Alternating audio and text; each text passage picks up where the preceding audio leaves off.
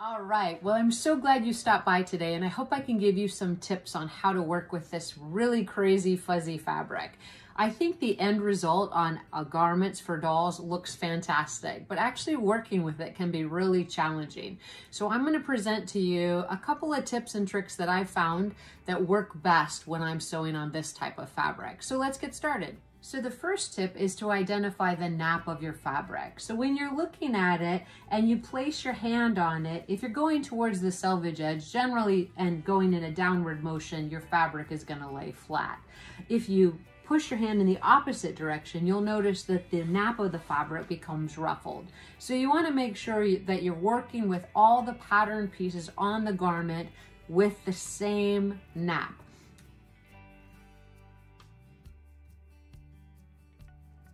The second tip is that you're going to want to cut your individual pieces separately versus two at a time. So you're going to want to lay out a sleeve and another sleeve, the front piece and then another front piece. And this is just going to give you more control over the actual cutout piece from the fabric.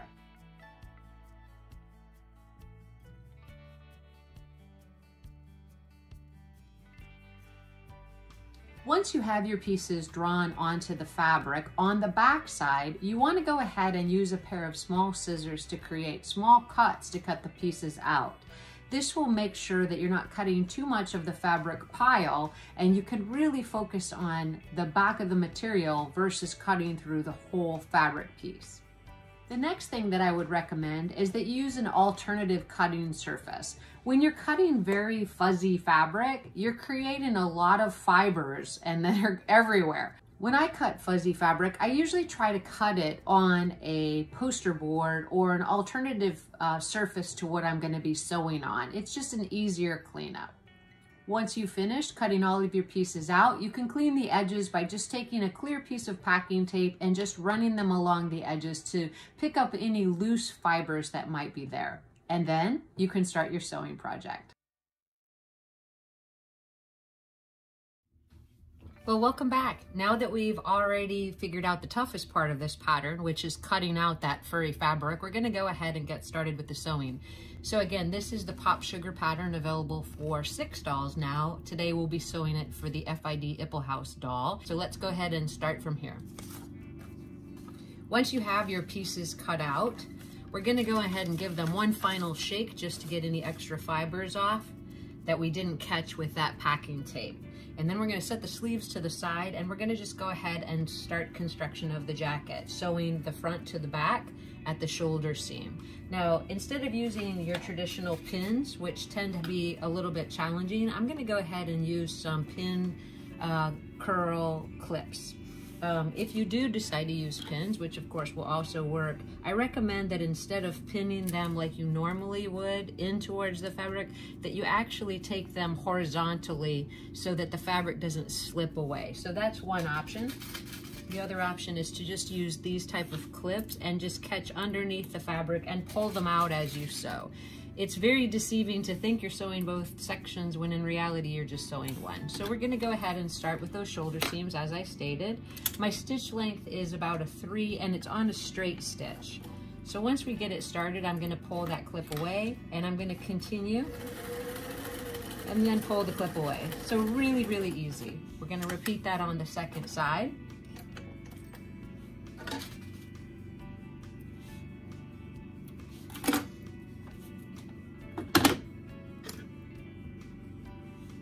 Now, when you're sewing the furry fabric to itself, you want to make sure that the nap of the fabric is going to the inside of the garment, so you're not catching a lot of extra fibers at this seam edge. So just make sure you're thinking that as you're sewing. So once you have it clipped together, go ahead and sew that second shoulder seam.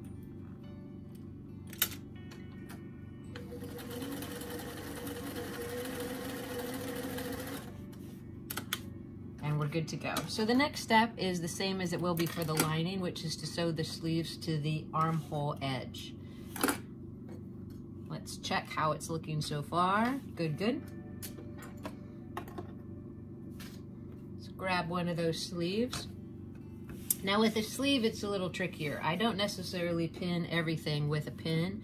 or clip. I want to start it here, and I want to make sure it starts correctly, but I feel more comfortable if I actually turn the fabric as I'm sewing. So I'm just going to pin to get started and then remove both pins.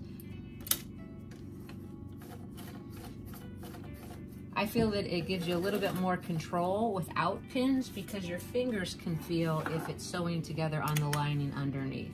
So rotating both the upper and lower piece of fabric at the same time.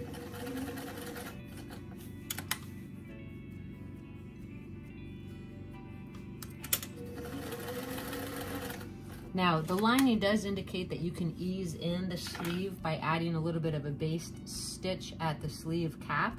But since this is fitting exactly to the sleeve opening, I'm not going to worry about doing that with the stretchier fabric or the fibrous fabric.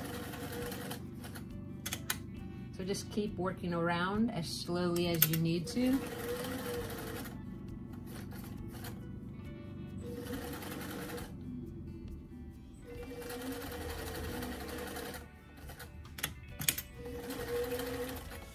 Great, and we've got our first sleeve set in. Now if you feel like that's going to be too much bulk, you could go ahead and trim that seam back.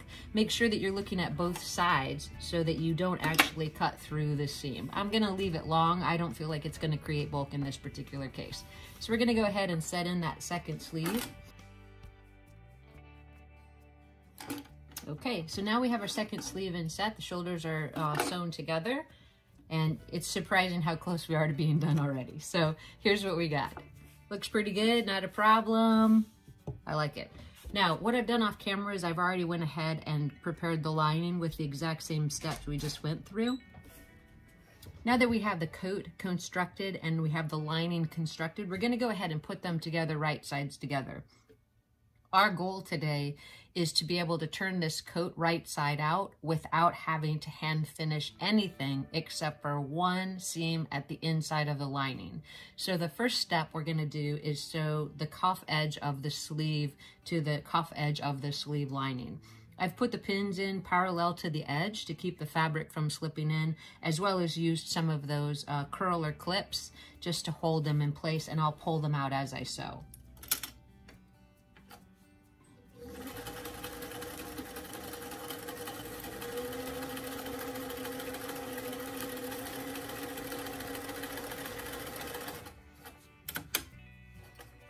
We'll repeat that on the other side.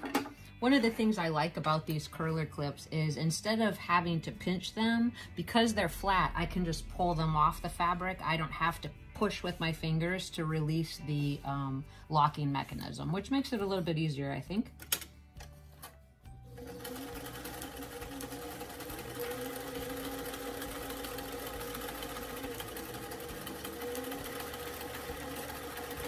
All right, so now we have both of our cuff edges of the jacket sewn.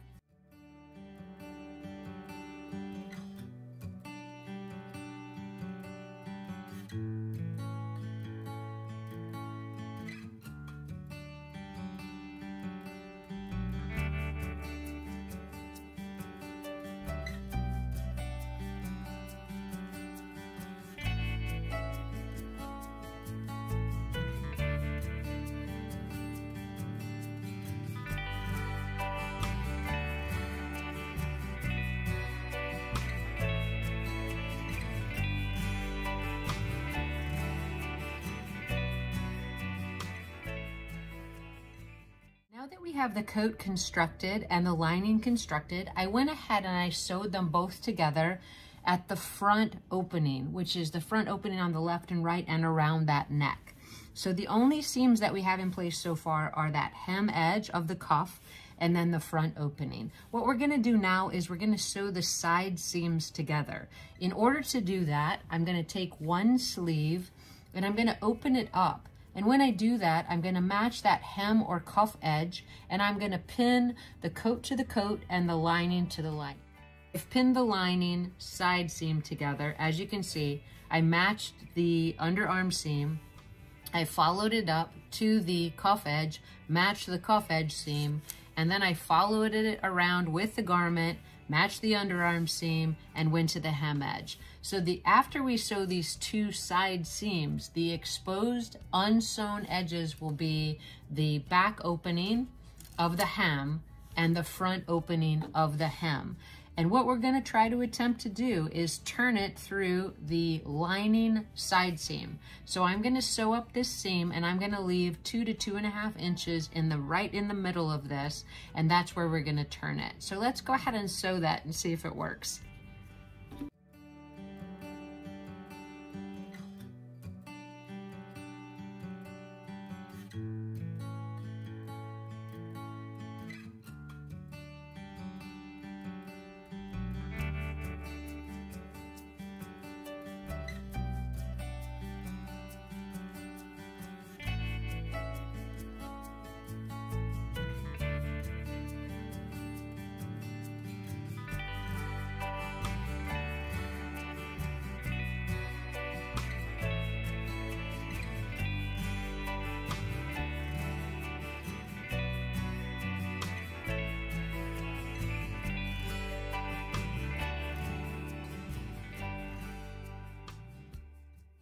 We have everything sewn in this whole garment. The lining, the side seams, the sleeve edge, everything. The only thing that's left not sewn is going to be the hem edge of the front and back.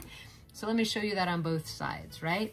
So that's all we have left. Just going to go ahead and seal that seam off. And then with that opening that we left here in the side seam, we're going to turn this jacket right side out. And the only thing we'll have to do to finish it is just to whip stitch that side seam closed.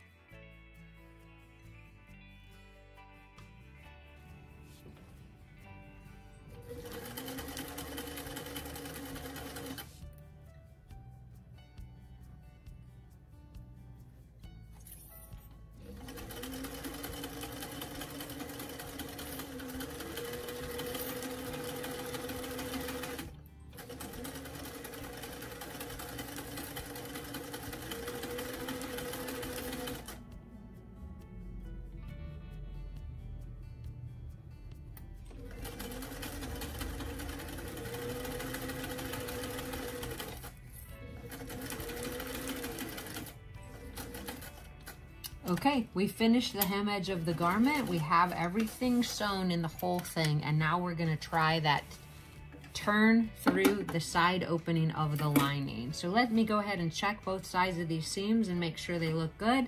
So you're gonna reach in and fish the entire garment out through the hole you left in the side seam.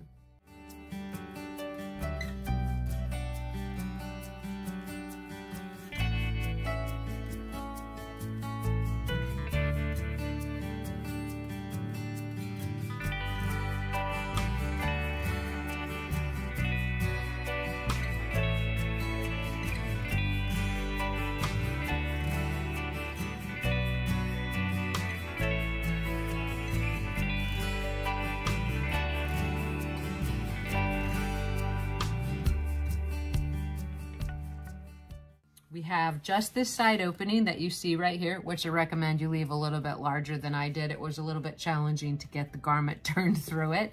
And then I'm gonna just find my sleeves and push through. I think once again, my mom, Sherry O'Brien, had a really great idea to finish the coat in this way. Although I have to say, it was a little bit tricky for my brain. So hopefully, if I did a good job with this video, you'll also be able to achieve these same results, because as you can see, it did in fact work. And we're gonna go ahead and finish that opening in the side seam. We're gonna try it onto our FID Ippelhaus doll, and we're gonna see how that actually worked. So I hope this video was extremely helpful to you. And I do have just one more tip before we go, so stay tuned for the final tip.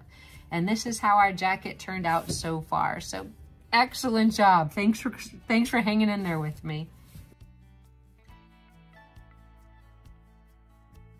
I'm gonna just do one final thing that will help with the completion of the garment. If you look at the hemline, you might notice that certain amounts of that fabric of the fiber pile got stuck in there. So with just a small pin, you can go ahead and just run it along the seam line and start to bring those fibers out at that seam allowance. And that's gonna give you a nicer edge. So you have a little bit of fluff at the entrance to your jacket. So you're gonna go ahead and repeat that as much as you need to all the way around your hem, and it's gonna be a great finish.